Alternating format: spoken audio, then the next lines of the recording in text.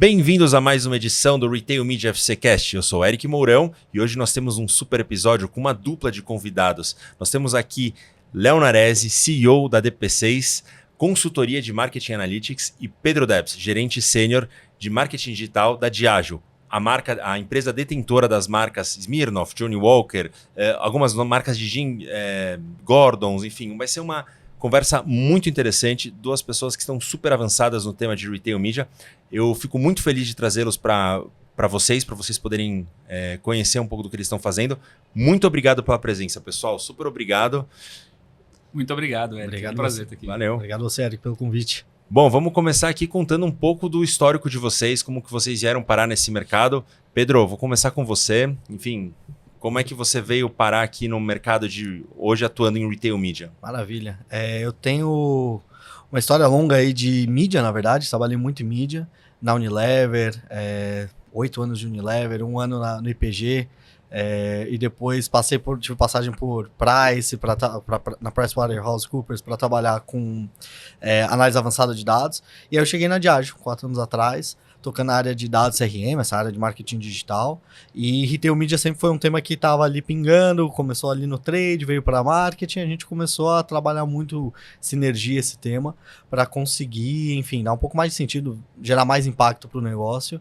E foi assim que eu caí aqui nesse tema de Retail Media. Então, cheguei aqui com esse conhecimento mais de mídia e entendimento do negócio.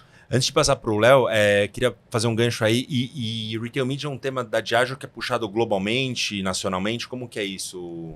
A Diageo, como ela é uma empresa multinacional, muitos temas eles são transversais na companhia. Não é só o local ou só o global que tocam, mas são coisas que vão emergindo em vários locais, até que alguém levanta o chapéu e fala, bom, beleza, quero tocar esse tema. E aí, esse tema de Retail Media especificamente, a gente tem um time dentro do time de mídia global que olha para isso e que cuida disso, mas a gente teve várias iniciativas, tanto aqui no Brasil quanto em outros mercados, outros países, para tocar essa iniciativa de Retail Media. Então, o que é legal porque a gente pode trocar figurinha, Sim, experiência com outros países.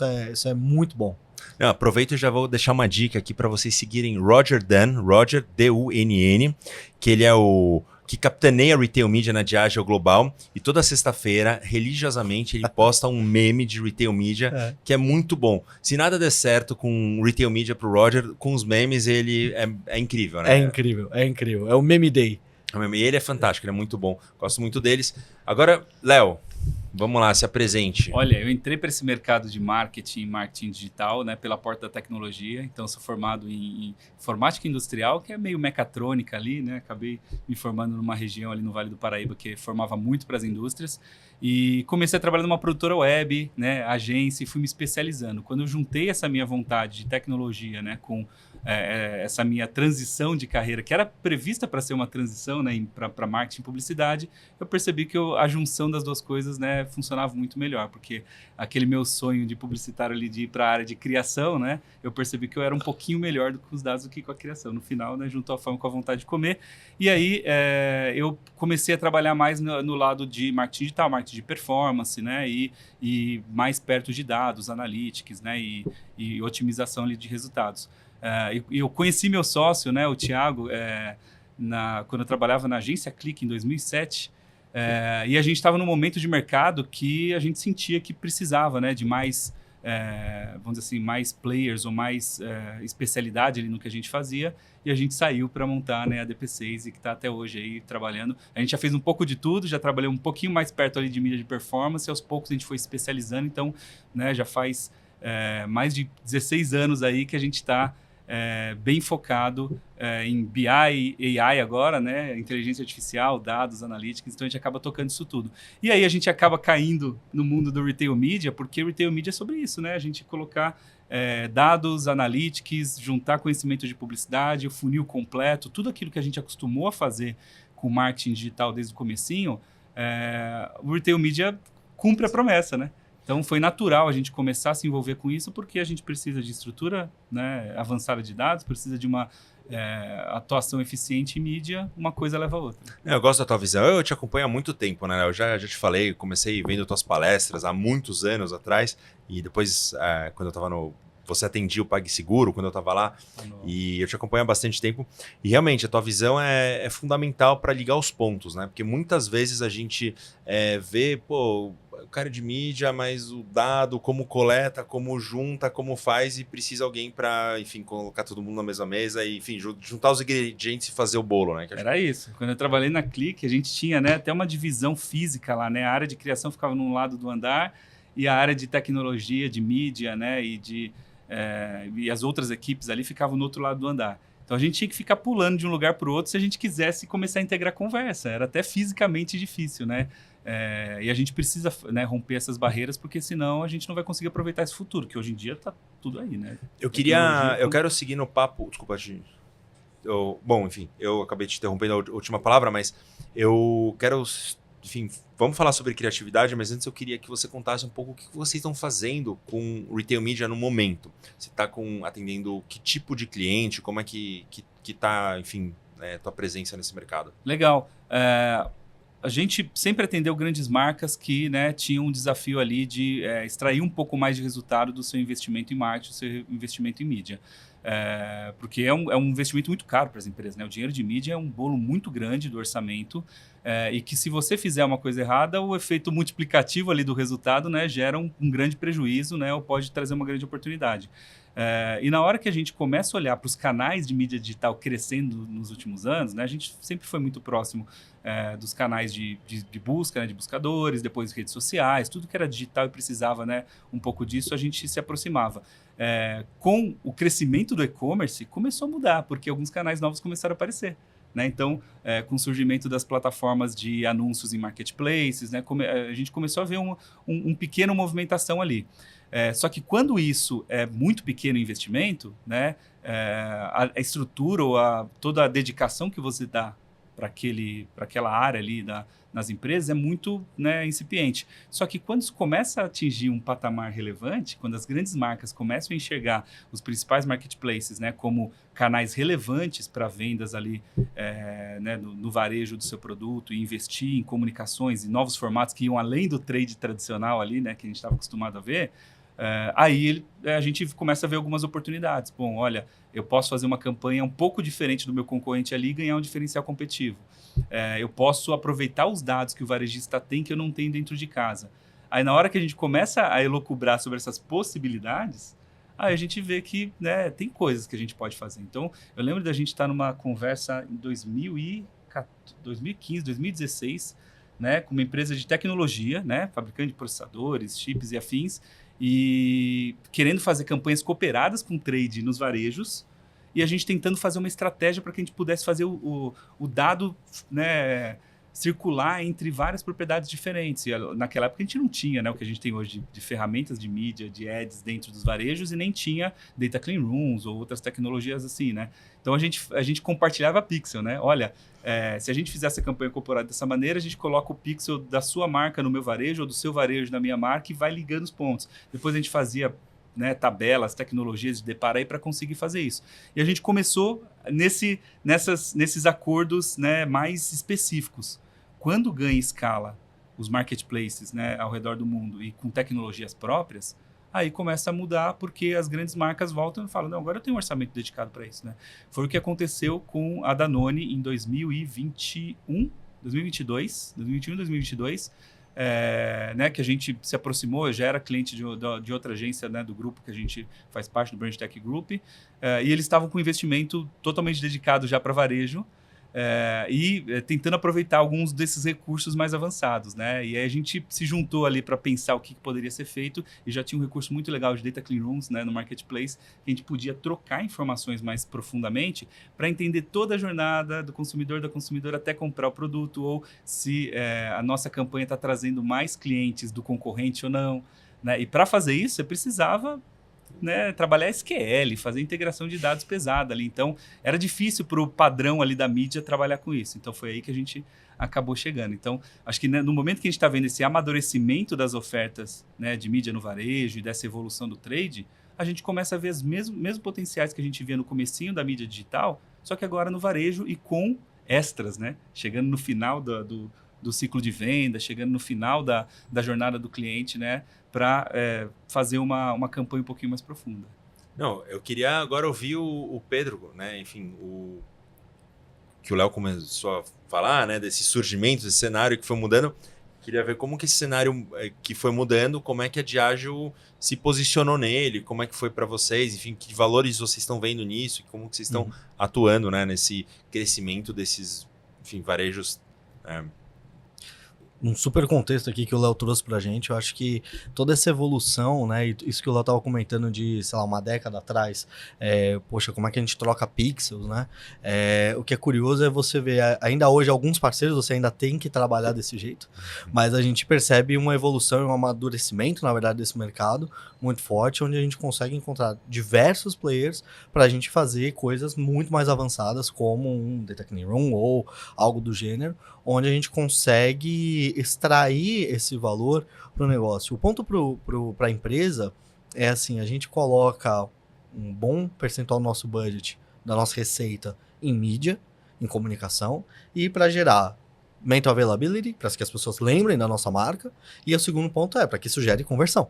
Né? Então, para a gente sempre do ponto de vista do anunciante, sempre é difícil a gente conseguir milimetricamente dizer se esse investimento valeu a pena ou não valeu a pena. Pagou no curto prazo ou vai se pagar no longo prazo. A gente tem inúmeros, né? Você pode fazer um MMM, um MTA, estudos de lift, etc. Mas você sempre tem que triangular dados que estão desconectados. E a grande dificuldade, eu acho, é você ter um ambiente, um ecossistema onde isso seja minimamente conectado e gerenciável para você poder avaliar de uma maneira correta e coerente esse impacto do seu investimento. O que eu acho que a gente na Diageo vê isso hoje como um super avanço é quando você tem isso tudo dentro de um mesmo player, que é um player que é relevante para o nosso volume de vendas também. Então, um varejista grande, né? Porque também se você trabalhar só com um varejista pequeno aqui, outro ali, é difícil você conseguir virar para o CEO, para o CFO e falar, então, a gente precisa de mais dinheiro aqui, porque ele vai falar, mas você fez isso em 1% das vendas. Como é que você vai fazer isso para os outros 99%? Então, acho que a oportunidade que a gente vê hoje é de como a gente participa desse mercado, mas integrando mais. Acho que uma das principais bandeiras que, pelo menos eu carrego comigo sempre que eu sento numa mesa para discutir retail media, dados ou mídia de uma maneira geral, é a colaboração de dados. A gente tem que fazer colaboração de dados, não dá para a gente trabalhar fora desse... É um parâmetro comum, assim, é o mínimo que a gente tem que trabalhar. E acho que é por aí que a gente tem que ir. Porque essa é a grande vantagem dos negócios digitais que a gente vê hoje. Se você tirar isso de colaboração de dados, fica um canal que tem um bom tráfego, mas que só um lado parece que vai visualizar essa informação. Dois ganchos aí. O primeiro é... Você falou do encontrar o player com o volume, né? Encontrar não só o player, mas atuar onde tem a volume. Você acha que é por isso que o retail media tá chegando no offline, onde estão a maioria das vendas? Ou você acha... Eu acredito que sim. Eu acredito que, do ponto de vista... Quando a gente olha para os varejos, né, no Brasil pelo menos, a gente tem grandes redes varejistas que vendem direto para um consumidor final e que estão trabalhando para se modernizar, para trazer isso, para discutir retail media com o mercado com a mesma naturalidade que um nativo digital, que um pure player trabalha, e que é um gap, né? Assim, mas esse varejista é onde tem o maior volume de vendas. São esses os varejistas onde, né, uma Diageo, uma Danone, uma Unilever, é ali onde está o maior volume das vendas.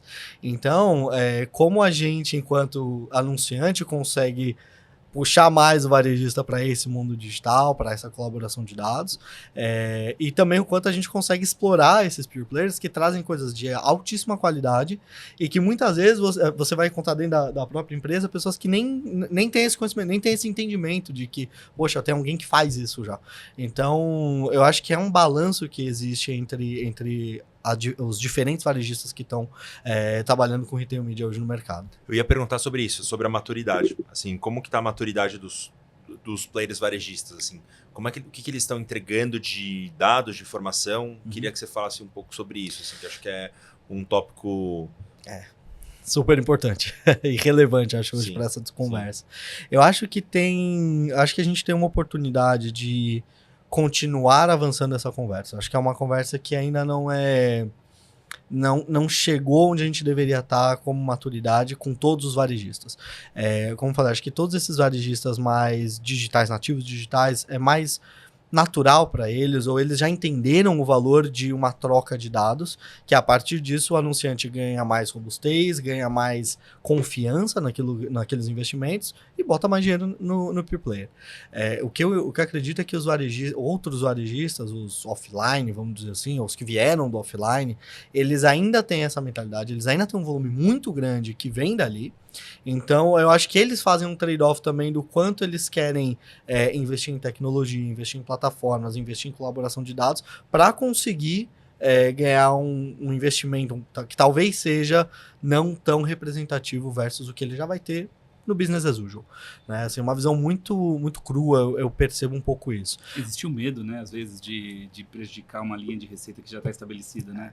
Uma negociação comercial ali. Então, é sensível, porque, né, uma mudança que você pode fazer, de repente pode, né, mexer ali no negócio que, né, afeta milhares de pessoas ali. Mas é importante, né? Porque senão a gente não vai conseguir ter acesso às informações. E esses varejistas que têm o Omnichannel, né, eles têm uma informação de jornada completa, né, que é difícil a gente conseguir, né, em outros canais. Sem dúvida. Eu acho que é muito importante. E acho que isso conecta muito com uma discussão que é quem cuida desse tema dentro do anunciante, né? Ficar mais no marketing, ficar mais em vendas, no trade, onde quem cuida dessa agenda, né? Então, eu acho que também é um reflexo desse receio, desse cuidado, desse zelo que os varejistas acabam trazendo para a mesa de reunião. Porque você já vai ter um JBP estruturado, que já funciona, que sempre funcionou, e aí você tem alguém ali do anunciante, mas eu quero um pouco mais de visibilidade desses dados de, sei lá, de jornada, de mídia, ou de CRM, ou qual o tamanho da sua base. Eu percebo que às vezes existe um certo desconforto mesmo, do varejista conseguir compartilhar essa informação do jeito que precisaria. E aí eu acho que a grande relevância de você conseguir trazer isso pro próprio JBP e falar, cara, não, tá bom, vamos fazer um JBP só, mas colaboração de dados é uma contrapartida. Eu acho que esse tem sido muito a mudança que a gente tem trazido aqui na Diageo para conseguir fazer essas coisas, essa agenda avançar com mais celeridade. E aí vocês ajudam o mercado, né? Vocês ajudam... acho que a bola caiu aqui vamos trocar o futebol, vamos botar pro vôlei. A bola foi levantada para ser cortada para a gente entrar no tema mais polêmico, não mais polêmico, mas sempre surge, né? A divisão do trade e do comercial e do retail media. E aí a gente começa esse papo com você, Pedrão. Como que é lá na Diageo? Como é que vocês veem isso? O que mudou, né? Já que de repente entrou um tema retail media, até, sei lá, 2019 não tinha isso, provavelmente. Enfim, agora já é um tema relevantíssimo. Sem dúvida. Como que é lá? Foi um bom momento de aprendizado pra gente, né? A gente entendeu que existia um tema que estava sendo tocado por pessoas diferentes dentro da nossa empresa, e que às vezes existia alguns overlaps também. Existiram alguns overlaps, então a gente parou a bola, sentou, botou todo mundo na mesa e falou, gente, peraí, você está investindo no varejista? Eu também estou investindo no varejista, então vamos falar junto aqui o que a gente está fazendo, para a gente conseguir ter um pouco mais de unidade nessa conversa. Então hoje o que a gente tem é um squad multifuncional, então não é um time específico, mas é uma squad que tem gente de mídia, tem gente do trade, tem gente do comercial, todo mundo junto na mesa para falar, olha, esse é o plano, a gente vai com essa marca, com esses formatos, nesse varejista, esse é o volume esperado de budget. Aí a gente ouve o comercial, eu tenho essa contrapartida, eu tenho aquela. Pra gente montar esse quebra-cabeça e sentar com o varejista já com um plano que faça sentido para a Diageo. Porque o que a gente percebeu nessa jornada foi que ficava meio um Frankenstein, na verdade. Você tinha um investimento de um lado que puxava para um produto, mas que na verdade não era o produto que o comercial queria. E aí no JBP o comercial estava puxando para outro lado, comprando uma mídia cooperada. E aí assim, ficava desconectado. O consumidor é o mesmo. Então o consumidor ficava perdido. Pareceu praticamente duas marcas. Era a mesma marca, mas pareciam duas empresas. Duas empresas trabalhando com a mesma marca, né? Então, até porque cada equipe tinha uma estratégia. Uma mais focada no pricing, por exemplo, outra mais focada no benefício do produto, né? Então, exatamente. você precisa estar alinhado. Um foco em construção de marca, outro com foco de vamos gerar venda agora, porque é Black Friday, porque é final de ano. Então a gente teve uma curva de aprendizado, mas eu ouvi, e acho que esse tema assim, é tão discutido e com razão. Alguns benchmarks que eu fui fazendo com outras empresas também é uma coisa... Cada um tá fazendo de um jeito. No final do dia, assim, cada um tá fazendo de um jeito. A única coisa que me parece comum em todas as empresas com que eu falei, do lado do anunciante, você precisa ter essa comunicação, ela tem que acontecer. Se vai estar 100% na mão de mídia, se vai estar 100% na mão de trade, se vai estar meio a meio, não importa. Mas o que importa é as pessoas têm que saber o que está sendo feito. E acho que isso é difícil quando as empresas são complexas.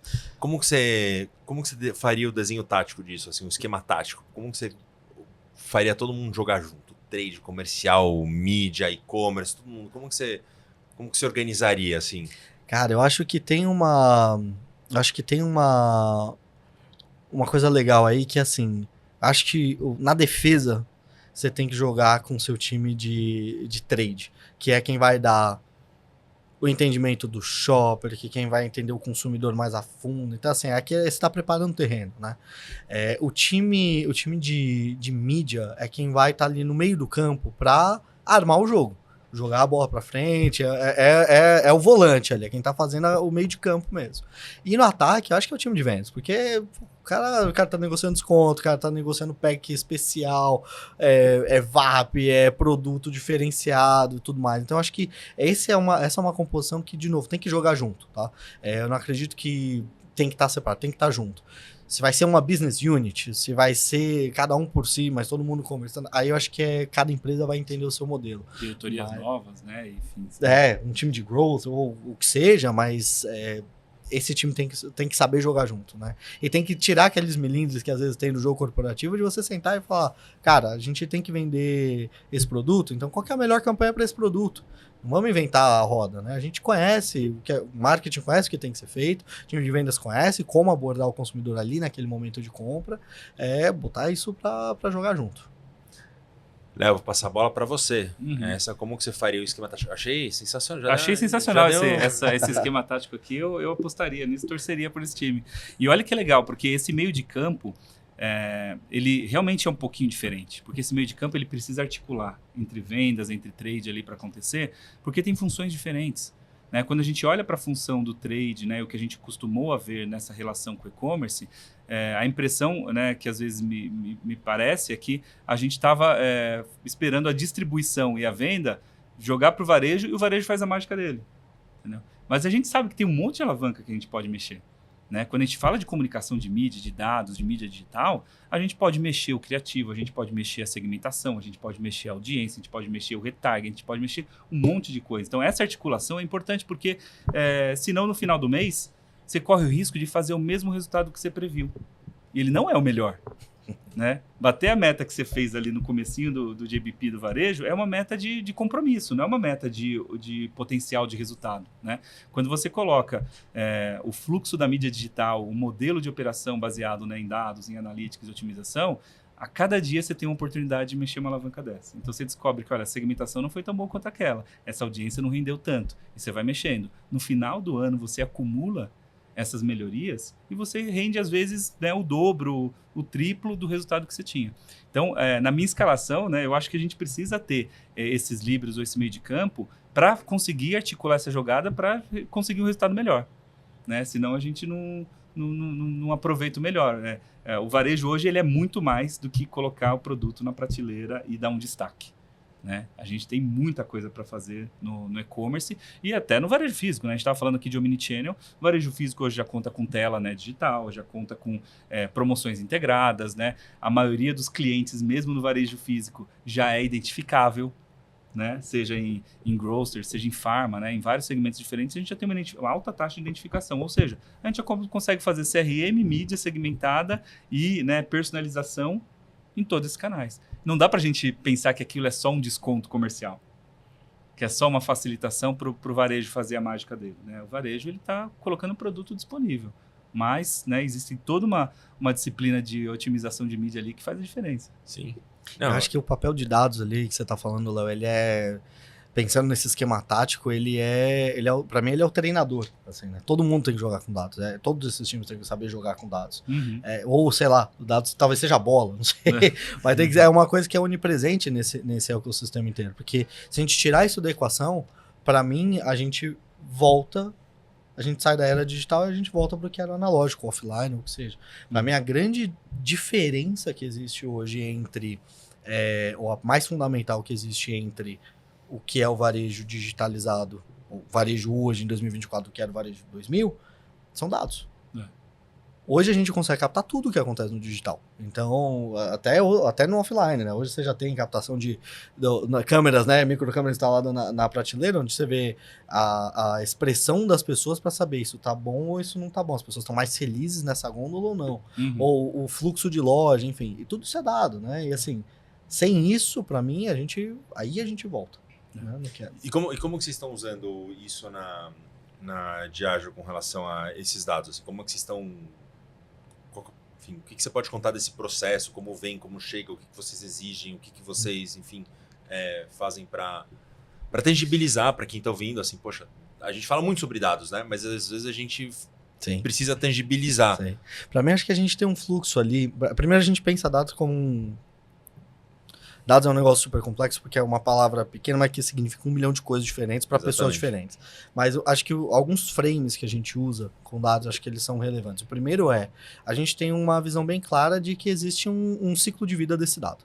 Então, a gente tem que entender onde a gente está captando, como a gente está organizando, guardando esse dado dentro de casa, e o que a gente está fazendo com aquilo de fato. A gente está gerando uma análise avançada, a gente está gerando um retargeting, o que é que a gente está fazendo com esse dado? Seja PII, seja um sellout que seja, né? Acho que a primeira barreira, a primeira quebra assim, de barreira é dado. A gente tem que trabalhar com tudo que a gente pode. Então, acho que primeiro esse framework de entender o que eu estou captando de dados, quais são os dados, quais são minhas fontes de dados, onde eu estou guardando, como eu estou organizando esses dados dentro de casa, como eu deixo isso acessível para as pessoas, e quais são os produtos de dados ou as ativações que a gente usa, que a gente cria para gerar valor para o negócio. Eu acho que esse é um primeiro framework, que quando você tem isso, eu diria, você já tem 80% do trabalho. Tá? A maior dificuldade, para mim, pelo menos, parece ser como a gente faz mais aquisição de dados para trabalhar nessa sopa toda aqui. Tá? Eu acho que esse é um grande desafio hoje, que é, de novo, essa questão de colaboração de dados, como é que a gente faz para essa captação ela ser mais perene, ser mais sistemática mesmo, né?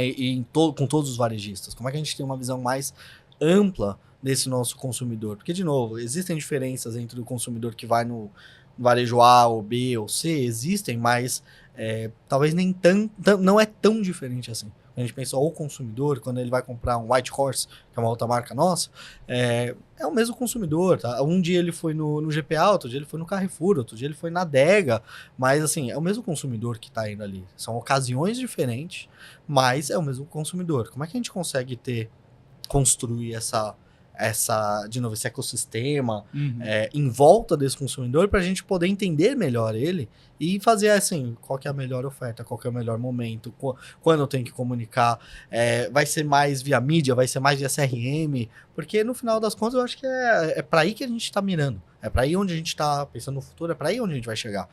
O pessoal antes falava de hiperpersonalização. Eu acho que é mais esses buckets, né, esses clusters que a gente tem desses dados dos consumidores para a gente conseguir ajustar, quão mais específico eu tenho que ser ou quão menos específico eu tenho que ser para algumas mensagens que eu quero enviar para gerar vendas ou para gerar mais awareness da marca, enfim.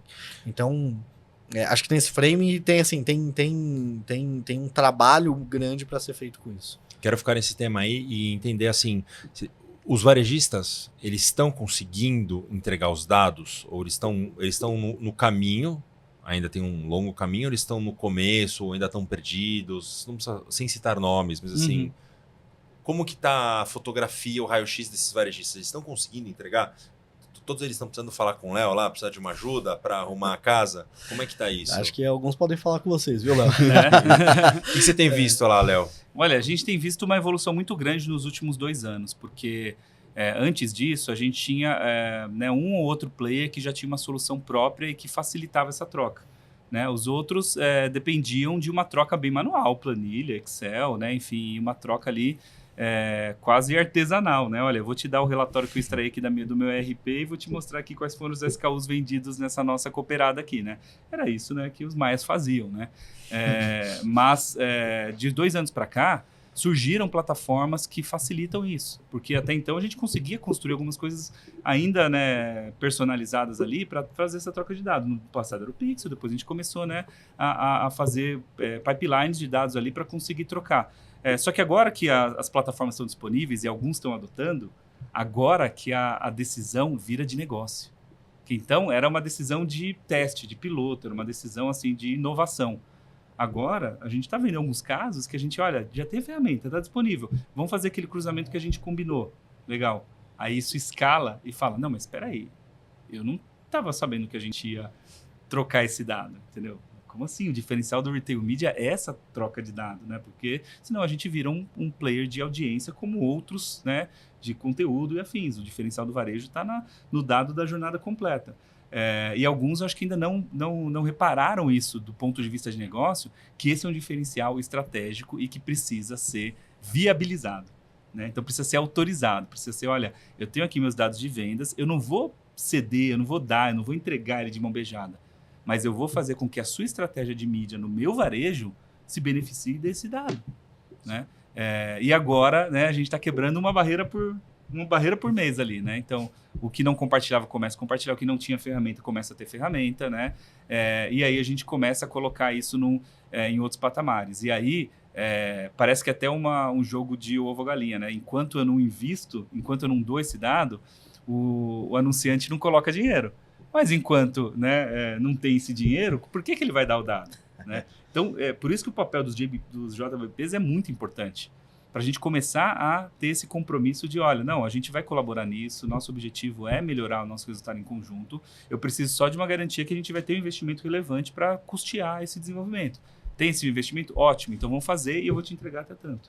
Isso agora está começando a se materializar, né? É lógico que temos desafios de áreas diferentes, né? Porque áreas comerciais e vendas têm algumas visões sobre isso e até alguns pré-acordos em relação a isso, e áreas de mídia têm outras expectativas, não só de dados de venda, mas também de dados de mídia, né? Que querem compatibilizar com vários outros canais.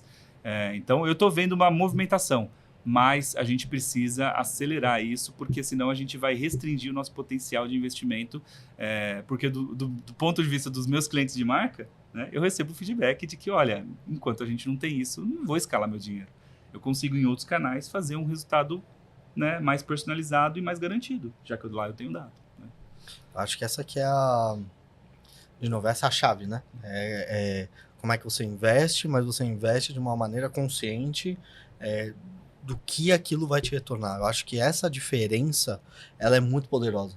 Então, estando aqui do lado do anunciante, como de ágil, pra gente é muito importante poder contar com esses parceiros que fazem esse tipo de colaboração, não a troco de nada, mas com o nosso investimento, claro, mas que é um investimento muito mais acertado. É isso, como você tá falando, Léo, a gente sabe o que vai acontecer. Então, se eu tenho que tomar uma decisão entre o varejista A e o varejista B, o varejista A eu tenho dados, o varejista B eu não tenho dados, não tem segredo. Eu vou optar pelo varejista A. Podemos falar que compartilhar dados se paga? Sem dúvida. Acho que sem dúvida. Acho que do lado do... Eu como anunciante, olhando, tentando vestir a lente do varejo, eu acho que se paga. Eu acho que se paga. E que tamanho de varejo? Até que tamanho? Porque a gente, enfim...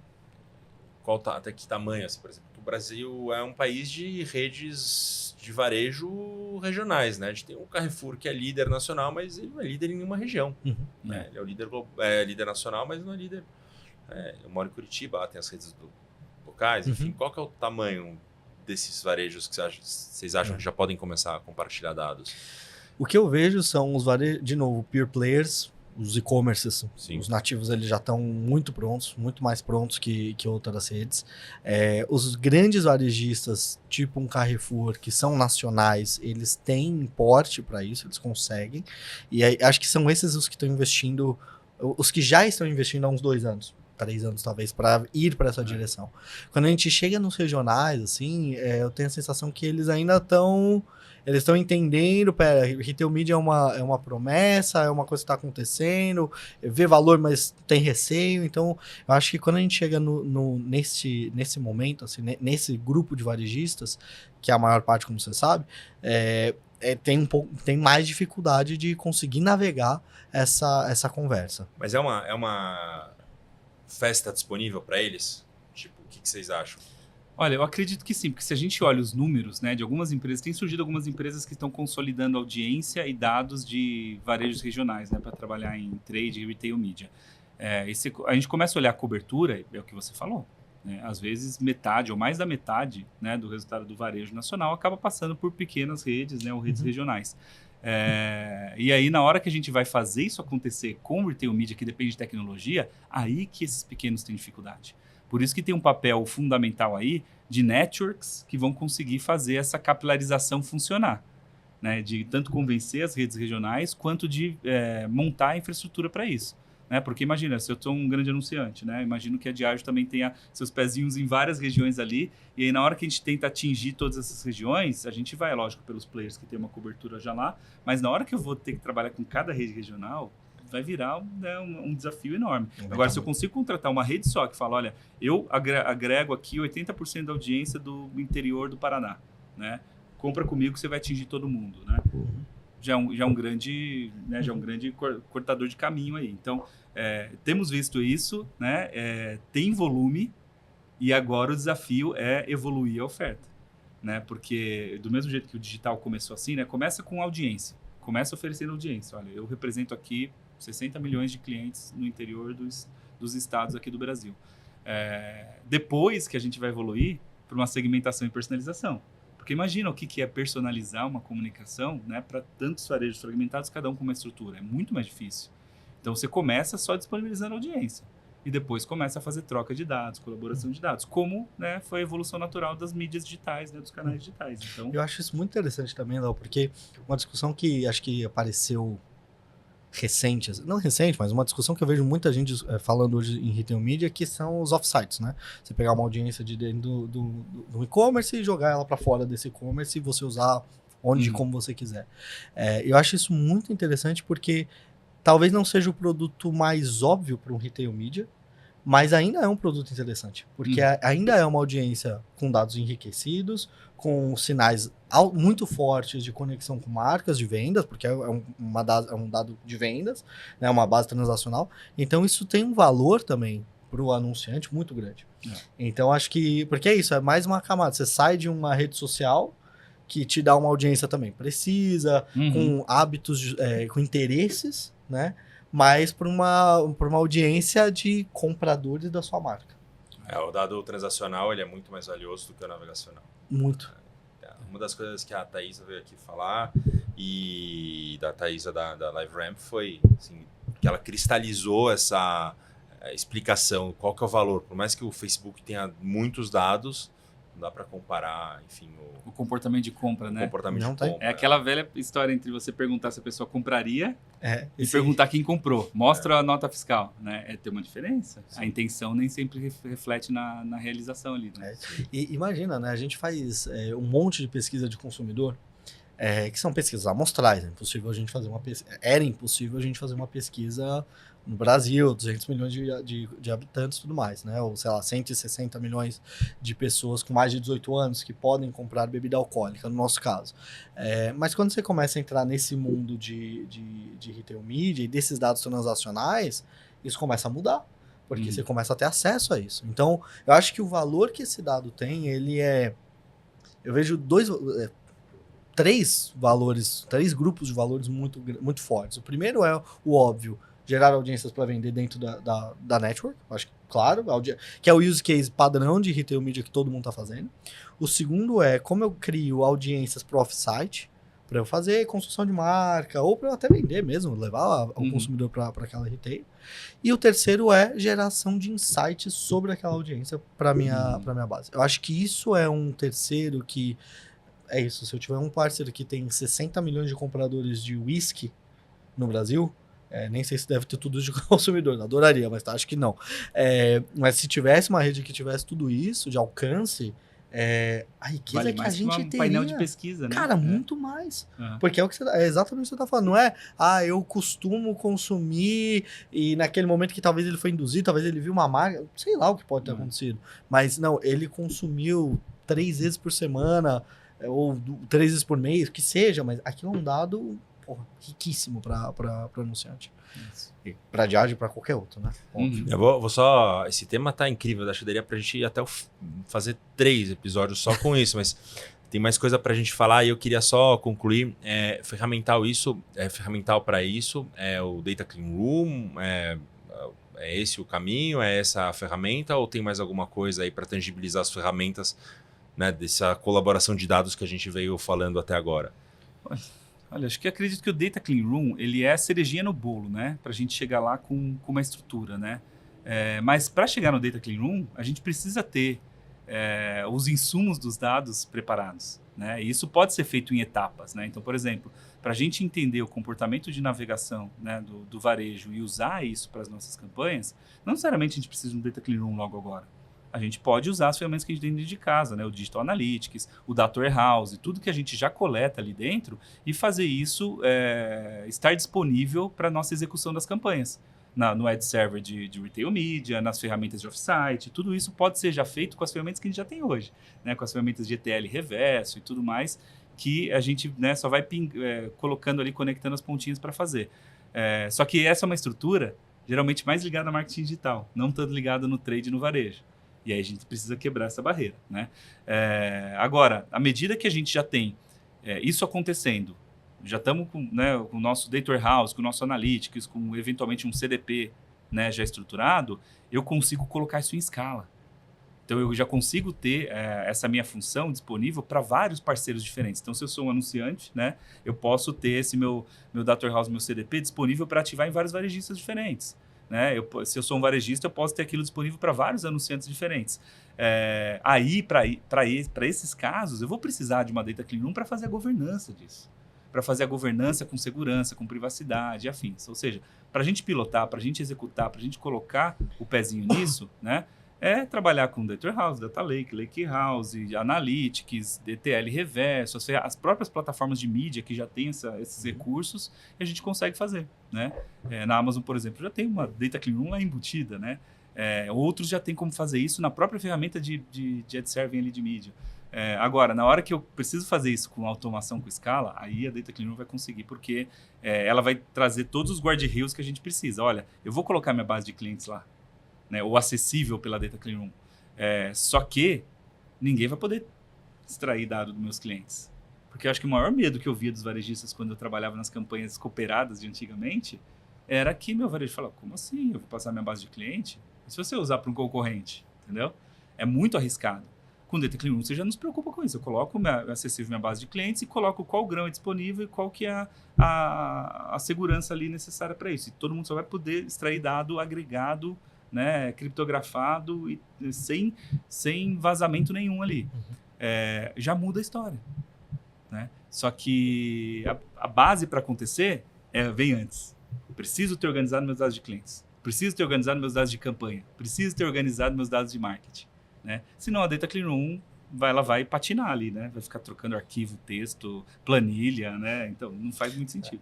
Ela foi cirúrgico, né? Sheet in, sheet out, né? Você coloca uma porcaria de dado, vai sair uma porcaria de resultado. Eu acho que essa maturidade, né? Talvez, como o Léo comentou, eu concordo 100%, talvez hoje que a gente enxergue no nosso horizonte de eventos, o Data Clean Room talvez o mais avançado mesmo que a gente tem hoje. Mas é isso, para chegar lá, você tem que estruturar seu dado dentro de casa, você tem que saber como você está captando, tal, e ter isso com uma boa consciência dentro da empresa, tanto dentro do anunciante quanto dentro do varejista, para você poder fazer uma conversa madura sobre isso. Não volta 10 anos atrás não, mas eu vou botar meu dado aí, não Data Clean. O que é isso? Eu não vou mandar meu dado para ele, né? Aí você fala, não, mas o dado é hasteado. Não, mas espera, não tô entendendo. Isso daí tá técnico demais para mim. Então exige uma maturidade, acho que de todo mundo que vai sentar na mesa para discutir. O que eu acho que é muito positivo é que a gente vê muito mais gente hoje querendo fazer isso. E eu acho que o que é legal é ver gente de todos os lados, tanto anunciantes quanto varejistas, quanto alguns publishers, até já vi, querendo entrar nessa brincadeira também, porque todo mundo se beneficia, né? Imagina, um publisher também pode se beneficiar de saber, olha, 60% da minha audiência tem um overlap com compradores de gin. Poxa, isso pode ser muito interessante para eles. Então, eu acho que todo mundo que está nessa mesa se beneficia, no final das contas. Por isso que eu abri falando assim, para mim, colaboração de dados é condição sine qua non para esse negócio acontecer. E se paga, né? Vale investir nisso, vale fazer a lição de casa. Vale. Eu acho que assim, existe um investimento técnico pesado nesse início, para você criar essa estrutura. Acho que existem caminhos para você deixar isso mais barato, mas é um investimento que você vai ter que fazer. Mas eu acho que é um investimento nem de longo prazo, eu vou falar, de médio prazo. De médio a curto prazo, você já vai começar a ver, se você tiver um plano bem claro de eu quero monetizar essas minhas audiências, você como varejista, quero monetizar minhas audiências, poxa, existe um pipeline que, como ela falou, não é uma coisa de outro mundo e que logo você vai começar a ver fonte de receita aparecendo, porque os anunciantes têm interesse nisso, em colocar dinheiro para ser cada vez mais preciso nos nossos investimentos. Até porque as estratégias são diferentes, né? Enfim, quando a gente está ali para adquirir uma audiência só para posicionar o produto no digital, né? Que antes as estratégias eram simples assim para o digital, né? Você coloca aí praticamente no segmento mínimo. Hoje em dia você pode ser mais específico. Olha, meu desafio de marca é ganhar share em cima do meu principal concorrente, porque a gente está perdendo essa posição nesse mercado, nessa região, e eu preciso ganhar share. Para ganhar share, eu preciso fazer com que os compradores do meu concorrente desistam de comprar o concorrente e comprar o meu. O jogo é outro. E para a gente saber disso, como isso tem acontecido, a gente precisa trocar dado com o varejo. E o varejo se beneficia, né? Sim. O varejo conseguiu, de fato, uma posição privilegiada, né? Ele sobe de patamar na negociação com a indústria. É isso. E a indústria pode saber, olha, eu fiz essa campanha conseguiu avançar mais em share do que essa outra. Vou investir mais nela. Provavelmente o diferencial criativo que ela trouxe, ela posiciona a disponibilidade mental ali, o mental availability de uma maneira diferente. Então, vou reforçar essa. Enquanto que se você não olha para essa informação competitiva dentro do varejo, que as outras mídias não têm, né? Porque geralmente essas pesquisas de competitividade, market share, são de muito longo prazo. Aí você não consegue mudar a mídia a tempo. Agora, no varejo, você consegue. Olha, essa execução trouxe mais new to brand, né, para minha marca. Né, para o meu produto aqui. Então, é aquilo que eu vou investir. Né? Eu acho que tem uma outra coisa, quando ele fala de mensuração, que é muito relevante, que eu acho que você tem toda essa parte de new to brand, de market share, enfim, mas para mim a métrica mais relevante é o que é incremental. Né? Quando eu penso nisso, porque você já está colocando dinheiro ali. Você já está fazendo dinheiro de mídia. Uhum. Como você garante que aquilo que você pôs de investimento naquele retail mídia... Não é rouba-monte, né? Não é rouba-monte. É incremental para tudo que você está fazendo. Eu vou deixar vocês aqui seguirem com o podcast. Não precisa de host, porque o próximo papo, o próximo tópico iam ser métricas. E eu ia começar a perguntar o que vocês olham. Assim, então, eu já tô Tá tranquilo, já tá fluindo. É um papo entre amigos. Não, mas assim, a pergunta era essa, né? Que métrica que você olha, né? Você fala de incrementalidade, se chamam lá de iROAS, como que é? A gente tá numa jornada de conhecimento ainda nisso, né? Não vou falar que a gente tá a mais avançada em retail media, mas, então, assim, eu vejo muito o mercado de retail media chamando de ROAS. A gente usa, obviamente, também porque se chama assim, mas para mim acho que mais relevante do que essa ou aquela métrica é qualquer coisa que me prove o que é incremental na minha campanha. E o que eu quero dizer com isso? Pode ser vendas incrementais, pode ser o retorno no ad spend que vai ser incremental, pode ser o resultado de um brand lift positivo que é incremental. Uhum. Então, quando eu falo incrementalidade ali dentro da Diageo, é qualquer um dessas direções, que a gente pode mexer positivamente com os nossos investimentos. Acho que para mim essa é uma das principais métricas. Assim, além de tudo que é de mídia, CPM, CPC, CTR, etc. Eu acho que, e tudo que é de e-commerce padrão, então ROAS, etc. Eu acho que incrementalidade é a grande métrica para a tomada de decisão de, opa, aqui tem algo relevante, vamos botar mais ou menos dinheiro. Lá dentro, quando a gente tem algum resultado de incrementalidade que porra, isso daqui foi muito, então pera, então tem alguma coisa aqui. Vamos olhar o criativo, vamos olhar a audiência, vamos olhar o que a gente fez, quais foram as alavancas, vamos tentar replicar isso. Então, aí vem uma cultura de tentar testar para garantir que aquela incrementalidade não foi... tem aquela frase famosa da estatística, né? Correlação não é causalidade. Então, vamos entender se aquela incrementalidade não foi só acaso. E a gente tenta reproduzir esses testes, né? Então, mas do ponto de vista de mensuração e métrica especificamente, eu te diria que a incrementalidade pra gente é E o chave. Retail Media tá ditando essa moda agora, né? Porque incrementalidade é um assunto que existe no mundo da mídia há algum tempo, desde os estudos cross-channel, né? Estudos de overlap entre canais digitais e televisão, né? Sempre tocar esse assunto de quão incremental é a minha combinação ali de meios. Mas o varejo sempre precisou colocar isso do dia zero por causa desse conflito inerente com o trade. Peraí, eu preciso colocar mídia? Só com trade eu já vendo tanto. Me prova que esse resultado é além do que eu já ia vender no meu baseline, né? Então, o incremental é essencial. Pode ser, né, um incremental de base lift, pode um conversion lift, pode ser um iROAS, né? Mas é importante a gente saber que o que a gente está trazendo de novo é realmente novo e não só tirando um pedacinho do outro canal, né? E aí, para entender isso nos detalhes, aí a gente pode aprofundar as métricas, né? Então, a incremental mostra para a gente que existe esse caminho positivo ou negativo em relação à incrementalidade. Agora, a gente entender por quê. Para entender o porquê da jornada de cada canal, eu posso usar um MTA para fazer isso, né? Para entender como é que isso se configura com os outros canais, não só com um experimento específico, né? Podemos usar MMM. Mas tem um aspecto que eu acho que é uma métrica muito importante, principalmente no caso aqui do Brasil, que a gente tem essas redes omnichannel, lojas físicas e varejo online trabalhando bastante, que é esse resultado, essa venda, esse ROAS omnichannel. Esse ROAS, né, que envolve todos os canais. Porque o e-commerce hoje ele tem uma função já bem estabelecida, mas ele ainda não é tão grande como o varejo físico. E às vezes o estímulo que a gente dá nos canais digitais faz as pessoas saírem de casa para comprar, né? Ou pedir no aplicativo, né? Ou pedir em outros canais.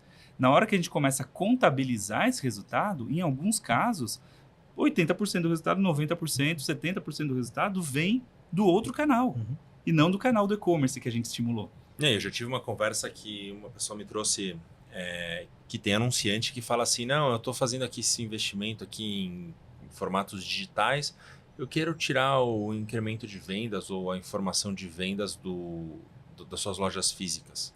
Uma das grandes redes, enfim, que tem várias lojas físicas. Cara, isso é um absurdo. Eu falei assim, é um absurdo, mas essa mentalidade a gente, infelizmente, ainda encontra no mercado.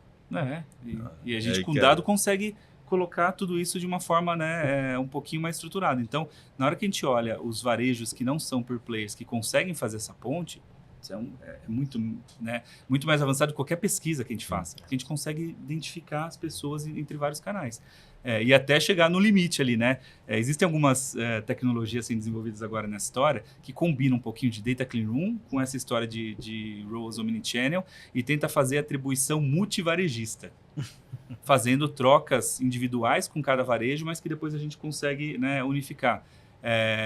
Essa atribuição ainda é um sonho para 99% das empresas, mas é onde provavelmente a gente vai conseguir chegar estabelecendo os bons critérios de triangulação, né? Eu triangulo com esse e com esse, deixa eu ver onde é que foi incremental. Eu estimulei no online nesses dois canais e aumentou aqui, diminuiu ali. Então eu estou vendo que o resultado afeta mais essa audiência nesse varejo, no físico e menos naquele outro no online, né? Isso é o que vai. Isso é uma grande mudança de paradigma que vai fazer o varejista. Assim, quando esse tipo de varejista conseguir entender, ele vai realmente ter virado um publisher, de fato, né? Não vai ter sido ele de, pô, peraí, tudo bem que o cara tá comprando aqui. Ele tá comprando mídia, eu tô entregando valor para ele. A margem é mídia, a margem é maior, né? Pô, eu tô entregando. O cara vai estar ele vai ter colocado uma protagonismo, né, na oferta de mídia dele, né? Pô, tudo bem, ele vai comprar no outro, sei lá por que ele vai comprar no outro, mas aqui ele não pode deixar de anunciar. Vou ver o que eu vou fazer de lição de casa, mas acho que esse é um... É uma discussão, Esse é um- é uma discussão meio evoluída, porque isso dispara muitos gatilhos aí, né? Imagina, Em Muita departamentos gente, diferentes. imagina ainda mais o varejo que assim é super competitivo, né? Muito. Pode. Legal. Bom, rapidinho, Léo, explica o que é rapidinho para as pessoas o que é MTA e MMM. Legal. MTA e MMM são duas técnicas para a gente avaliar o resultado dos investimentos em marketing e comunicação, né? O MTA ele surgiu muito mais no contexto da mídia, da execução da mídia digital, no momento em que a gente pensava que com a mídia digital a gente ia conseguir acompanhar a jornada de todas as pessoas do mundo, monitorar passo a passo e saber o que cada pessoa fez em cada momento até atingir a compra. MTA significa Multi-Touch Attribution, atribuição multitoque, ou seja, identificar todas as interações do consumidor, da consumidora com as peças de comunicação, com as ações de comunicação, até chegar no resultado final. Porque daí eu consigo estabelecer essa relação de causa ali, de quem influenciou mais, quem contribuiu mais para a decisão. Olha, essa pessoa está comprando agora pelo buscador ou pelo varejo, mas eu impactei ela no rádio semana passada. Ou ela está comprando agora no meu e-commerce, mas eu impactei ela, né, na minha outra campanha de CRM, por exemplo. Então, o MTA ele nasceu para monitorar assim. Só que agora a gente está num cenário em que a gente tem uma escassez de dados, porque as legislações de privacidade já restringem, né, o monitoramento, o tracking de pessoas em algumas plataformas.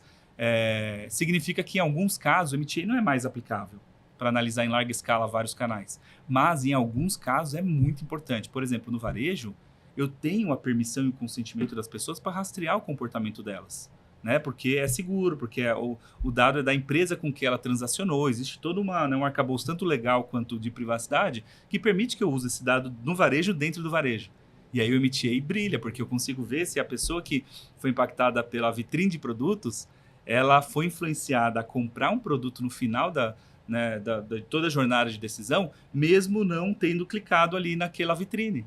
Porque eu sei que ela passou por aquela vitrine, né? Eu sei que ela foi influenciada por um vídeo na home do site, viu até o final e depois acabou comprando o produto, mas eu não atribuí aquilo pelo clique. No MTA a gente consegue fazer essas correlações porque dentro do varejo eu tenho o passo a passo de cada cliente. Então, essa atribuição cada vez vai ficar mais precisa para ser utilizada dentro do retail media, às vezes com outros nomes, né? Porque o MTA hoje está muito associado com essa atribuição fora, né, da mídia digital ali que hoje já está sob risco, né? Agora, o MMM já é uma outra técnica. E o MMM surgiu há muito tempo atrás, né? Ele tem décadas aí de existência e foi criada pelas empresas de produtos de consumo, né? Para fazer essa correlação entre o quanto eu invisto em determinadas ações de marketing e o quanto isso me gera de resultado em vendas final. Né? Porque as empresas de produtos de consumo, elas não controlam a relação com o consumidor direto. Elas estão ali separadas por um varejista, separadas por um canal de distribuição, separado, né, por vários canais ali. Então, o MMM acaba sendo um modelo estatístico, econométrico, para inferir o resultado das minhas ações de marketing dentro do resultado final de vendas, né? E ele está ganhando mais protagonismo de novo agora, mesmo tendo, né, mais de 50 anos de idade, porque agora a gente tem, com todas essas limitações de dados de clientes e privacidade, a gente tem essa necessidade de medir vários canais diferentes na mesma base, sem poder coletar tantos dados pessoais ali. Então, o MMM é perfeito para isso. O MMM seria quase que uma junção de vários testes, experimentos e testes de incrementalidade separados. No final, se eu monto o MMM bem estruturado, eu consigo ter a incrementalidade de cada canal em conjunto, né, que acaba sendo mais legal. E eu ainda posso colocar mais variáveis. Posso colocar no MMM a informação de mídia, de investimento, da ação de marketing promocional, mas também posso colocar o impacto do dólar, o impacto do IPI, né, e de outras variáveis econômicas aí para dentro do modelo para saber, olha, o resultado de vendas desse ano foi muito mais relacionado às mudanças econômicas do que propriamente a sua campanha. Às vezes a gente descobre isso no MMM, né? Olha, sua campanha foi responsável por 5% das vendas. Né? Às vezes é triste descobrir, mas a gente descobre. Então, MMM é Marketing Mix Modeling, que é uma modelagem, né, de ciência de dados para o mix de marketing, permitindo a gente fazer essa relação entre vários canais diferentes. E o MTA é a atribuição multitoque para entender a jornada completa do consumidor, mas identificando o consumidor e consumidora um a um, né? e que vai ficar cada vez mais difícil, mas no varejo ainda é muito útil. Você sabe que tem uma curiosidade que, quando eu estava estudando o MMM há uns anos atrás, para aprender um pouco mais, o estatístico que criou essa modelagem, ele trabalhava acho que, não lembro qual, mas uma CPG, e aí ele, primeiro que Mix Modeling vem dos 4 Ps do marketing, né? Então, preço, prazo, produto, promoção. Então, é daí que ele quer tentar entender qual é o peso que cada um desses P's do marketing ele impacta, né? Isso, lá no final dos anos 60 que ele começou a desenhar isso. É muito legal ver o resultado de MMM na prática e compartilhar isso com os times de marca. Eu acho é sempre legal quando eu vou apresentar para alguém que possa dar mais de dados, né? Eu acabo trazendo isso lá dentro de casa. E quando eu vou mostrar vendas basais, as pessoas sempre perguntam assim, sempre olham e falam, não, mas espera, se eu não fizesse nada eu ia vender isso? Eu falo, estatisticamente é isso que você ia vender. Então o lift que eu tenho de vendas é 5% da minha campanha? É isso. Então vou tirar do marketing. Eu falo, se você tirar, você vai perder, você vai cair o seu efeito basal ao longo dos anos, então você vai vender menos, na verdade. Então você não pode tirar o dinheiro de marketing. Às vezes você não sente naquele ano, mas você sente no seguinte. Exatamente. Então é uma ferramenta que lá de estudo, né, que voltou com muita força agora, muito por conta dessa questão de legislação, mas eu ainda acho que que existem alguns fantasmas, assim, sabe, sobre isso, né? As pessoas, acho que ainda também existe uma necessidade da gente conseguir traduzir isso da melhor maneira ou da maneira mais correta possível para dentro dos times de marketing, para que algumas coisas não fiquem, por exemplo, assim, o efeito basal, o que significa? Se eu tirar o investimento de marketing, como é que isso vai ficar? Outra coisa não é uma verdade absoluta. O que funciona para uma marca não necessariamente vai funcionar para outra. Então, são coisas que são importantes a gente sempre frisar. E porque, obviamente, são mais técnicas, mas acho que hoje, mais do que nunca, todo marqueteiro ele tem que saber disso, né? Você precisa estar no DNA também, né? Eu vou pegar esse gancho do marqueteiro e o Léo foi para Cannes. E aí ele trouxe uns insights de Cannes. Falando sobre a visão... Enfim, o que você trouxe de Cannes? Cara, Cannes tem sido uma surpresa para mim, porque eu falei, né? Eu sou quase que um criativo frustrado na minha jornada como publicitário. Não digo que sou frustrado, porque na verdade eu acabei me encontrando em tecnologia e dados, que eu já tinha essa preferência ali, né, para trabalhar. E aí, desde que eu fui pro lado o lado nerd da força aqui, né, eu acabei me afastando da carreira criativa e falei, não, Cannes não é para mim, eu vou pro SXSW, vou para outros eventos, não vou para Cannes, né, porque Cannes é onde a gente vai falar só da criatividade pura ali. Mas aí eu fui, né, nos últimos 3 anos e aprendi que tudo está mudando. Primeiro, que a tecnologia já está no mundo da publicidade, não só, né, no mundo da campanha de performance, da campanha de marketing digital, mas na criatividade, em vários outros contextos, né? E uma das coisas que a gente tem visto lá nesses últimos anos mudar bastante é até o foco de planejamento, estratégia e produção, né, de algumas campanhas que agora estão muito mais focadas em dados, focadas em tecnologia e se aproximando do varejo. Nessa última edição de Cannes, nesse ano, várias das peças premiadas, elas eram estratégias de vendas, estratégias de varejo. Cannes nunca foi assim, né? Muitas décadas atrás, Cannes já teve até, né, a alcunha de lugar de peça fantasma, porque faziam peça só para ser bonita e não necessariamente vendedora, né? E isso tem mudado ao longo dos anos. Então, as campanhas estão cada vez mais próximas do consumidor, e significa que, se o varejo é um desses canais, estão mais próximas, né? Então, teve 2 cases bem legais, eu acho que significam, que trazem esse insight de Cannes. Um deles é brasileiro, né? O outro é americano. O brasileiro é uma parceria do Mercado Livre com a Globo, né? Em que eles fizeram uma campanha que identificava ali momentos em que, na programação da Globo, com inteligência artificial, na programação dos canais por assinatura da Globo, que aparecia o símbolo do Mercado Livre, que é um aperto de mão, né? Foi a agência Getty que fez isso. Eles pegaram cada momento desse e, na hora que a inteligência artificial identificava esse momento, eles colocavam um QR Code de desconto para comprar no Mercado Livre, né? Ou seja, era uma ação de vendas. Era uma ação promocional de vendas. Só que com uma criatividade absurda para fazer tudo isso acontecer e com tecnologias absurdas, né? Ou seja, o varejo, né, virando mídia, né, e virando espaço para tudo isso acontecer e integrando essas estratégias, né? Então, no final, muda como é que a gente está pensando fazer criação. Imagina que um time criativo pensou numa estratégia de varejo, né? Que é muito legal. E o outro do Instacart, eles tinham uma campanha prevista para o Super Bowl. E o Instacart, ele tem, como a estratégia de vários aplicativos tem, aquela estratégia de lançar cupons para que você pudesse comprar, né, com desconto ali. E eles tiveram uma ideia ousadíssima de tudo que você consegue ver por aí, você consegue comprar no Instacart. Né? E aí eles fizeram a seguinte provocação, que é: tudo que você assistir no Super Bowl, você vai conseguir comprar no Instacart. E eles foram costurando tudo isso para acontecer. Fizeram lá, né, com o varejista que estava anunciando, com a CPD que estava anunciando, com o fabricante de automóveis que estava anunciando, todas as maneiras de lançar cupons dinâmicos ali para que aquilo fizesse, né, acontecer. No final, foi uma campanha também de varejo, de cuponagem promocional e que ganhou o Grand Prix em Cannes. Né? Então, isso acho que é muito legal porque o Retail Media está em super destaque em Cannes. Teve o que CeraVe, né? CeraVe. Da CeraVe também, né? Então, lá, a gente está vendo já os maiores players de Retail Media lá presentes.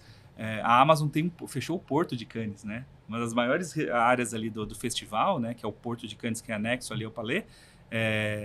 A Amazon já está dominando aquilo lá por 3 anos, né? E é um dos epicentros ali dessa discussão. Outros players de Retail Media também tem lá, até os brasileiros, né? Os players brasileiros de Retail Media já foram para lá, já colocaram seu pezinho.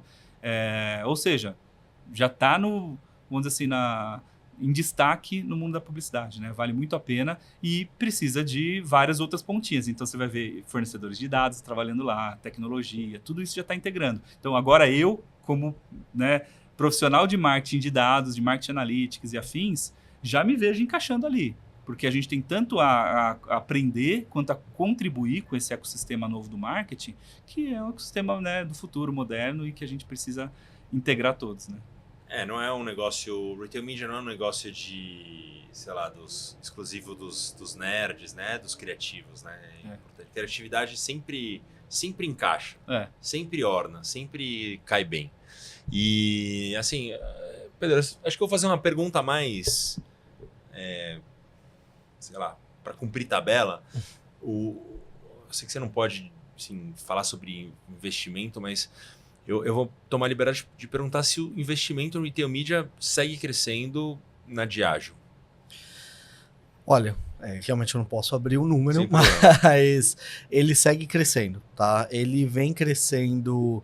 Quando a gente olha a Diageo globalmente, ele tem crescido muito porque outros mercados, né, Estados Unidos, Austrália, UK, Alemanha, são mercados muito fortes nisso em Retail Media e estão muito bem desenvolvidos. Já acho que... Não vou dizer se já provaram valor ou não, mas estão apostando muito nessa frente.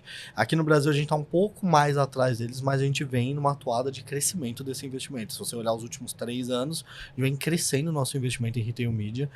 Muito por toda essa discussão que a gente está fazendo aqui do valor que isso traz para o negócio, do valor concreto, que isso me gera um sellout, que é aferível, então é sempre uma boa moeda de troca. Você fala, vou botar R$10 onde eu não sei se eu vou vender, ou vou botar R$10 onde eu vendo 11. Bom, vou botar onde vende 11, porque eu sei que vende. Então, acho que isso é uma coisa que tem funcionado bastante. E a outra que a gente tem conversado muito lá dentro da Diageo é como trabalhar um Retail Media como um full funnel.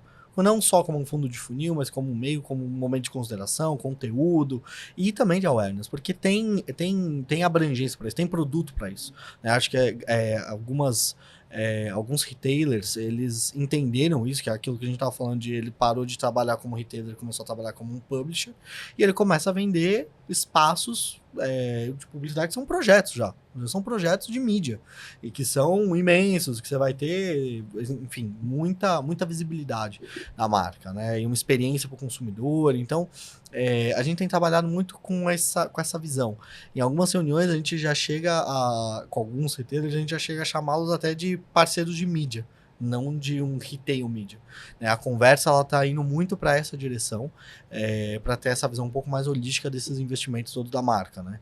Então, vem crescendo e vem ficando cada vez mais forte a relevância disso, assim, ali dentro do lado do time nosso de mídia, né, de dados, zero discussão da relevância disso, né? A gente tem brigado para ter mais até investimento, né, que o share seja maior, mas aí é óbvio, né, as questões dos convencimentos todos internos e políticos, mas acho que a gente vem crescendo, a gente vem crescendo ano após ano, porque estamos conseguindo mostrar esse entendimento e o impacto que isso gera.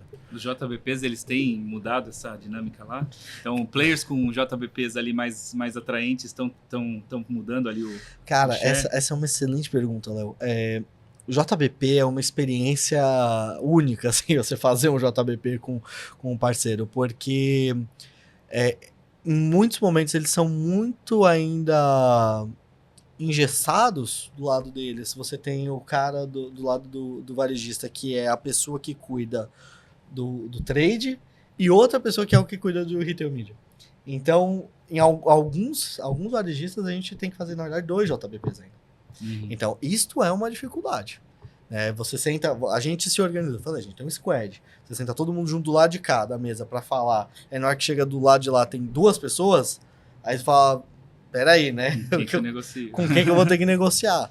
Então, isso é uma dificuldade que aparece em alguns parceiros, mas quando você tem um JBP único, aí é um baita de um enabler. Isso, assim, aí a gente abrir uma porta importante e relevante que dá vazão para um fluxo grande ali do que a gente quer construir como marca, né? Alguns clientes que a gente viu nesses últimos 2 anos, né, fazer algumas migrações de orçamento, migraram ali de orçamentos que eram, né, de dezenas de milhares de reais para milhões depois de um desenho bem feito ali de cooperação, né?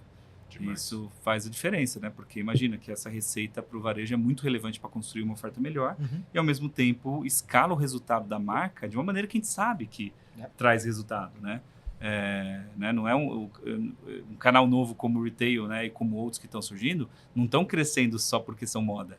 Estão crescendo porque são relevantes em resultado e afins, né? Então, às vezes a gente fica, né, as empresas acabam ficando tímidas em investir porque não tem uma segurança de dados, né, e tudo mais, mas a gente sabe que garantindo o mínimo ali, o básico, né, o negócio escala. É muito fácil o valor, né? E eu acho que assim, a coisa que mais chama a atenção no marqueteiro mais tradicional é você mostrar para ele ou para ela, abrir o site do varejista, pesquisar a sua marca e a sua marca não aparecer na primeira pesquisa.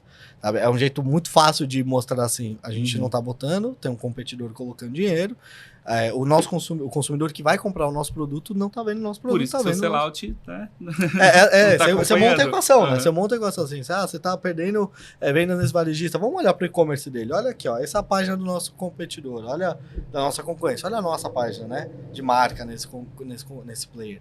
Então, acho que tem muitas formas da gente fazer essa conversa acontecer, mas eu acho que assim, de novo, talvez um pouco mais lento do que a gente poderia, mas eu vejo uma progressão, eu vejo um crescimento disso.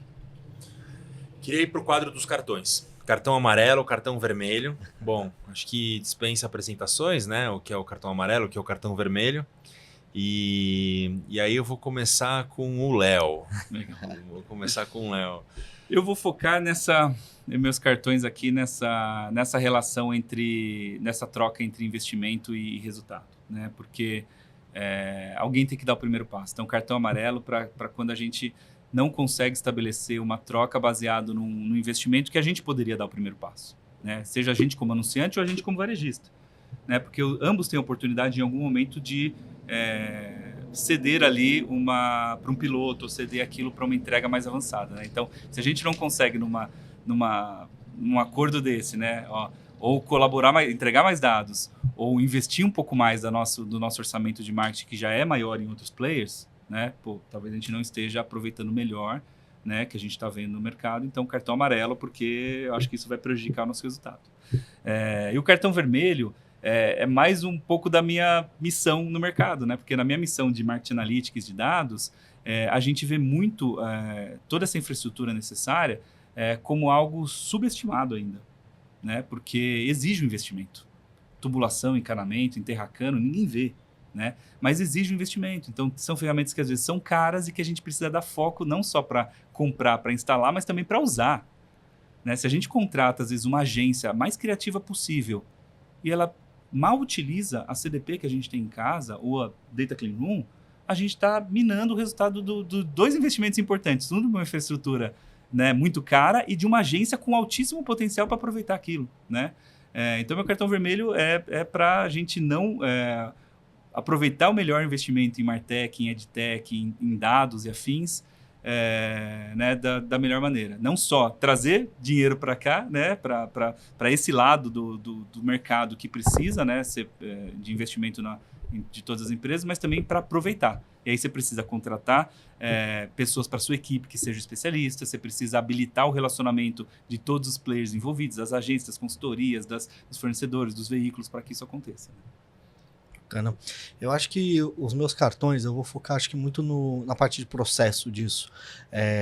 Eu vejo que tem muita dor ali ainda. Então, acho que primeiro meu cartão amarelo é para essa falta de organização de todos os lados. Não vou falar só do lado varejista. Né? Vou fazer minha culpa do lado dos anunciantes também, de conseguir ter uma pessoa específica, um time específico para conseguir fazer esse negócio acontecer, porque eu acho que muito problema da comunicação acontece aí, né? Existem ruídos nessa comunicação e o investimento não sai por um ruído, não porque não tinha interesse de ambos os lados. Né? Então, tanto dessa coisa de você não ter duas pessoas para você discutir o JBPs, tem que fazer 2 JBPs com um parceiro, mas você tem um ways of working aí que funcione para os dois lados. E eu acho que do meu cartão vermelho, a gente está em 2025, já estamos em 2025, né? Final de dezembro, meio de dezembro aqui. A gente não pode mais trabalhar sem colaboração de dados. Eu acho que isso é algo... já passamos a gente já tinha que ter passado essa discussão, sabe? Eu acho que não tem que ter poxa, mas como, né, que tipo de segurança... Acho que existem segurança que a gente tem que passar, mecanismos de segurança que a gente tem que implementar, mas a gente não pode viver nesse mundo, nesse momento, sem poder compartilhar dados entre parceiros de negócio. Né? Em alguns momentos a gente faz investimentos e a gente não consegue ter a averiguação desses dados, do que aconteceu com esses investimentos. Ou vem uma planilha de Excel que... Sabe, você faz 2, 3 perguntas, você sabe que a pessoa do outro lado não está entendendo, não está conseguindo entregar aquilo. Então, acho que a gente tem que estar preparado, a gente tem que se preparar para elevar essa conversa, para a gente poder chegar nisso, num Data Clean Room dos Data Clean Rooms, que cada um tem o seu, e tudo bem que a gente consiga se conectar de alguma maneira, mas que a gente faça essa troca de dados de uma maneira correta, dentro da legislação, prevista pela LGPD, tudo certinho, mas que exista isso, porque o anunciante ganha, o varejista ganha e o consumidor ganha. Não tem equação melhor do que esse triple win. Todo mundo sai ganhando. Não tem por que a gente não fazer colaboração de dados. Então, cartão vermelho para quem não faz colaboração de dados. Para quem não faz colaboração de dados. Boa. Eu tô achando esse episódio, tô gostando muito dele, assim, ele tá indo muito legal, eu tô bem, não sei o quanto vocês estão percebendo, mas eu acho que tá um nível muito alto. Tô gostando. Tá bem legal, Muito. né? Mas vamos lá que a gente tem que falar sobre previsões. Bolão. Futebol, a gente sempre fala de bolão, né? Tá na moda os bets, né? Vamos dar os palpites. Ano novo vindo aí. Quais são os palpites assim que vocês vão ver que vão surgir? Alguma coisa que vocês acham inevitáveis, óbvias e também um pouco o não óbvio? O que vocês têm aí para dizer? Olha, eu diria que o que é talvez o mais óbvio é essa estruturação de dados. Eu acho que é uma coisa óbvia. Minha aposta segura é que veremos mais anunciantes e varejistas se preparando para compartilhar, para trabalhar com dados, não para colaborar talvez, mas trabalhar com dados, seja CDPs, sejam Data Warehouse, Lakehouse, o que seja, mas acho que isso é uma aposta, diria que segura, assim, para onde a gente vai. A talvez não tão segura é que os Data Clean Rooms realmente, sabe, saiam mais do papel. A gente saia da fase piloto e entre na fase business as usual. Uhum. Eu diria que F26 não, isso é só na diagem, mas 2025, que é o próximo ano, vai ser um ano mais que Data Clean Rooms, eles já entraram, acho que no nosso linguajar, as pessoas já estão falando mais. Esse ano eu ouvi muito mais a indústria falando, então eu acredito que eu apostaria que o ano que vem é um ano onde isso vai começar a escalar mais. Legal. Minhas previsões aqui, futurologia, né? Posso fazer mais uma, Léo? Desculpa. Imagina, A última. Não poderia não falar de inteligência artificial, né? Fiquei quieto aqui o programa inteiro falando disso, mas... E quem quiser saber mais sobre inteligência artificial, tem uma palestra do Léo no E-Commerce Brasil muito boa. Né? Tá lá, né? No canal do E-Commerce Brasil. Tá lá no canal do E-Commerce Brasil, lá no YouTube.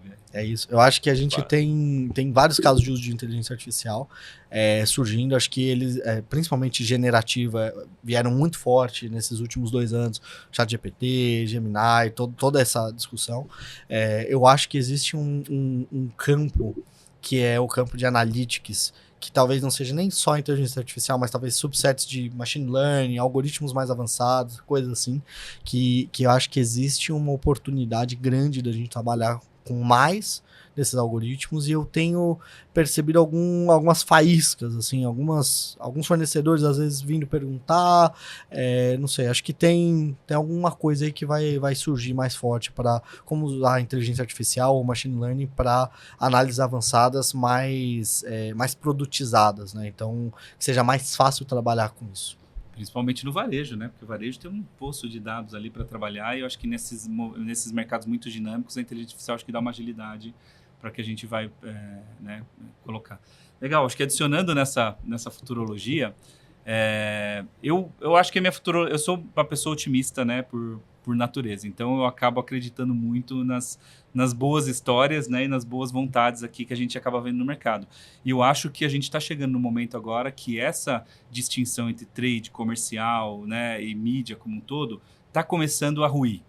Né, e as coisas começaram a trabalhar mais integradas. Demora, porque, lógico, mexe grandes orçamentos. Ninguém quer, né, tirar um pedaço da sua carteira de investimento ali que pode, né, arriscar o seu futuro, né, como negócio. Mas à medida que a gente começa a ficar mais maduro, essas seguranças vão sendo passadas. Então, o que eu acredito aqui que deve acontecer no futuro próximo é a área de trade absorvendo esse conhecimento de marketing digital e eventualmente se tornando áreas, né, mais híbridas, ou áreas de marketing absorvendo esse conhecimento de trade para que essa negociação seja um pouco mais transparente e integrada, né? E todos os players da cadeia vão ter que se adaptar para isso, né? Não vai dar para ter uma reunião com 2 representantes da mesma empresa, né, com caminhos diferentes. Então, essa é acho que uma previsão otimista que eu vejo, porque a gente tem visto as empresas penarem, isso ficando claro. Só que é uma mudança que demora, porque é uma mudança organizacional. Imagina, tem que mudar cargo, tem que mudar a direção, tem que mudar, sabe, a estrutura das empresas. Isso não é da noite para o dia, né? Porque envolve carreiras de muitas pessoas, né? Então, às vezes parece que não está acontecendo nada, né? Mas eu acho que isso aos poucos está se consolidando para as grandes lideranças olharem e falando, não, eu preciso de uma diretoria de growth, não uma diretoria separada entre mídia e vendas, né? Eu preciso de uma diretoria integrada, eu preciso de alguma coisa que um modelo diferente. Cada empresa vai ter a sua resposta para isso, né? Não é a única resposta. Mas trabalhar integrado acho que não é mais uma opção, né? É quase que uma obrigação. Eu acho legal esse caminho que está acontecendo de mudanças organizacionais. Acho interessante. E uma última futurologia que poderia ser também um cartão vermelho, mas será que agora morre o Last Click de vez? Nunca morre. Esse é o Highlander, esse nunca morre. Né? Porque esse é um mega cartão vermelho, né? Quem ainda usa Last Click para olhar o resultado e falar, vendeu tanto, mas quanto foi incremental? Não sei, né? Eu peguei aqui quem vendeu. Não, espera aí, não pega o resultado da ferramenta de mídia direto por ali e usa como verdade. Não é assim que funciona. Mas, né? eu acho que vou dar meu pitaco aqui sobre o tema, porque... Cara, o Sponsor Products continua sendo o maior formato do Retail Media. Assim, acho que... cara, acho que eu vejo... assim, a gente pode falar um pouco do cenário mundial, né? Mas assim, no Brasil, nem isso tem praticamente direito, né? Tem, alguns players tem, claro que tem. Mas assim, o nível de refinamento de Sponsor Products vai ter que passar no Brasil, por ele ainda é muito mais imaturo do que já tem fora. Então, assim, ainda tem muito para melhorar nesse formato ainda. Com certeza. E é um formato... E por que ele é um formato tão... assim, que recebe tanto investimento? É o que mostra o Last Click lá, o ROI. Talvez não vai, talvez vai mostrar o incremental, mas É o Mas tem funil. jeito de olhar o incremental. Tem. Então, dá para construir em cima disso, né? Não, Então, tem, por mais claro. que seja uma etapa de evolução, é uma etapa de evolução, não uma etapa de estabilização, Sim, né? sim. Exatamente. Cara, eu acho que tem... Eu queria que fosse futurologia, mas é quase um apelo que eu vou fazer agora. Que é... Eu vejo essa discussão sobre last click e qualquer discussão técnica, na verdade, que a gente tem dentro do mundo de retail media, tão... infelizmente, ainda tão nichada, tão entre a gente, que, como eu tenho muito contato com os times de marca, com os times de venda, é uma coisa que é tão de outro mundo para essas pessoas que eu fico pensando o quão mais a gente precisa comunicar essas coisas, quão mais claro a gente precisa comunicar, Uhum. porque para mim é muito claro assim, vem qualquer varejista e mostra um resultado pro time comercial, fala, olha, você vendeu tanto. Ah, tá bom, como é que você... Se a pessoa perguntar como é que você mediu, porra, isso já é Já um é uma evolução, avanço né? absurdo. A pessoa vai falar, last click. Ah, tá bom, obrigado. Vai botar isso embaixo do braço, vai voltar pra empresa e falar, vendemos tanto, estouramos com essa campanha e vai parar aí. Então, acho que existe um outro cartão vermelho. Tinha vários cartões vermelhos. Não posso dar mais de um cartão Pode, vermelho? pode. Tá bom. O outro cartão vermelho é justamente para não só pro last click, mas para como a gente não conseguiu ainda desenvolver o nosso mercado para o entendimento de mensuração ou para o entendimento mais profundo digital do que a gente tem hoje. Vai ter que pegar o link desse episódio, compartilhar lá na Diageo. É isso. Vai ter que ser assim. Temos que invadir as faculdades desse país para, né, ensinar né, as novidades aí. Em breve. Vamos nas cervejadas das Isso é uma das Boa, faculdades. boa. Vamos falar de retail media lá. Você acha que Boa. é uma boa? Essa é uma boa. O pessoal vai gostar, ainda mais você vai chegar lá, Mas patrocina. a gente tem que entrar com uísque, né? A gente vai ter que ir O escada. uiscada, vodicada. A gente tem que mudar isso. Aí você faz Retail um- Media, diretório acadêmico. ia ser uma boa. Bom, e agora assim, tem algum case pra gente. Vocês têm algum case de retail media, assim, enfim, vocês, Léo e Pedro, que vocês têm aqui pra contar de Com certeza, alguma vou coisa? deixar direto da fonte começando aí, mas tem alguns. Tem um case nosso, óbvio, acho que é o melhor que eu posso compartilhar aqui, que a gente fez recentemente, onde a gente está justamente trabalhando audiências do retailer, do varejista off-site, para construção de mensagem, mas que obviamente com closed loop study entendendo o impacto disso lá dentro. Então a gente fez com Live Ramp e com Carrefour esse case, e foi muito legal isso daí, porque eu acho que é concreto, mostra resultado, foi assim, um volume de vendas que a gente vendeu naquele momento atribuído ao que a gente fez de mídia é muito alto, é bem expressivo, então assim, eu acho que é um case bem forte para a gente trabalhar dentro da Diageo, como assim, olha a potência que a gente tem aqui. O case, basicamente, assim, não é nada de outro mundo, mas é uma coisa tão simples quanto compradores de Johnnie Walker, compradores de Diageo que não compraram Johnnie Walker, compradores de whisky que não compraram Diageo, compradores de cerveja premium que não compraram Diageo. A gente quebra essa audiência e clusteriza a mensagem, cada mensagem para sua audiência e foi acompanhando a campanha nessa off-site, mas com clique levando pro parceiro, pro varejista, e a gente mensurando tanto a parte de mídia quanto a parte de vendas, né? O incremental ali foi bem alto, 2 casas já, assim, incremental, então, assim, bem com É uma campanha que a gente faz no digital, que a maior parte das vendas está no offline, não está no online, então também corroborando aqui com o que o Léo estava comentando, mais de 70% foi na loja física.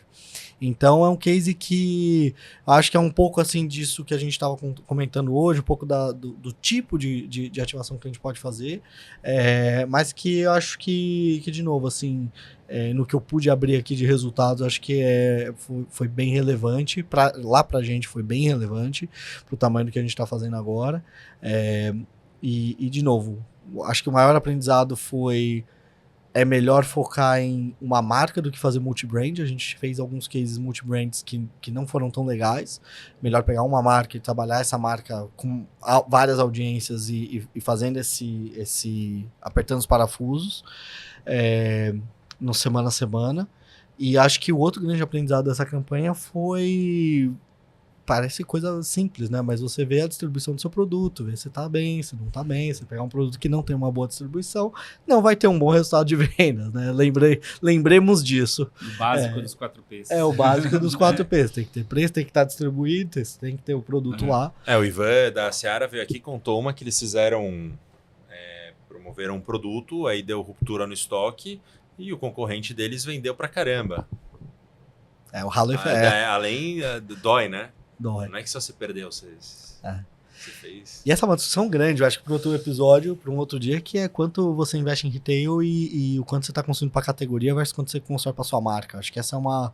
Em algum momento a gente vai chegar nessa pergunta, assim, porque o marketing tem essa preocupação já fora do retail. Eu não sei o quanto isso já chegou aqui dentro de retail media, mas acho que é um bom tema para discutir também. Legal, muito bom. Tem um case que já virou, né, público e o próprio cliente também publicou no IAB, então acho que é legal a gente falar dele, que é o case de Danone, né? A gente trabalhou com Danone desde de 2022 e, né, recentemente temos feito alguns projetos mais recentes também com eles. E foi justamente aprofundando essa relação de dados dentro do varejo, utilizando, né, as campanhas de retail media. O mais legal foi, na hora que você olha o resumo das campanhas, né, nas ferramentas de retail media, estão todas boas, né, estão crescendo, está indo bem ali.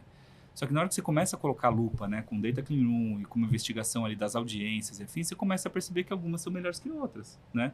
Olha, essa audiência aqui traz mais clientes novos para a marca, então traz um diferencial. Pessoas que compram com ticket médio maior, ou pessoas que a gente gasta menos interações de mídia, né? Ou seja, gasta menos cliques para as pessoas realmente comprarem, então que tem mais aderência com a marca e tudo mais.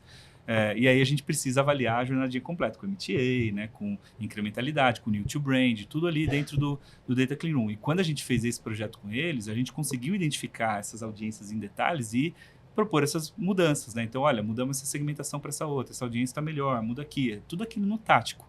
No final, né, em pouquíssimo tempo, em algumas questões de semanas, ali, poucos meses, a gente conseguiu aumentar muito, né, a conversão, né, reduzir os custos de aquisição, ou seja, no final você consegue sair do outro lado com um resultado melhor. Né? Não é uma questão só de canal de você colocar para distribuir, é realmente aproveitar esses potenciais de dados para fazer cada dia melhor. Né? E não adianta, você acha que otimizou a campanha inteira, no mês seguinte tem mais para otimizar. Tem mais segmentação para fazer, vai ter um formato novo, vai ter um produto novo, vai ter um concorrente novo, né?